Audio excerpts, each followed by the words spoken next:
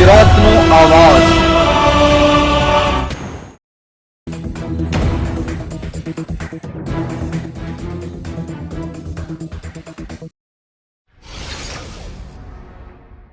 રાજકોટ જિલ્લાના ધોરાજીના ફોરેસ્ટ વિભાગની વધુ એક સફળતા મળી અને દેશી બાવળ કાપતી ગેંગ પકડી।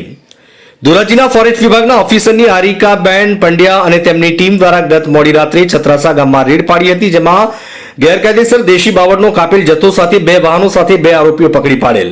છત્રાસા ગામ ગેરકાયદેસર દેશી બાવળનું બેફામ તોડીને બહાર ગામ વેચાણ કરતા 2 આરોપીને પકડીને આખરી તપાસ કરતા તેની પાસે અન્ય 7 નામો ખુલ્યા અને 2 આરોપીઓ મોડી રાત્રે પકડી પાડેલ અને 7 આરોપીઓ આજે પકડી પાડવામાં આવેલ, જેની પાસે લાકડાના કટિંગના સાધનોને ₹3,30,000નો દંડ પણ વસૂલ કરેલ। ધોરાજીથી અલ્પેશ ત્રિવેદીનો રિપોર્ટ।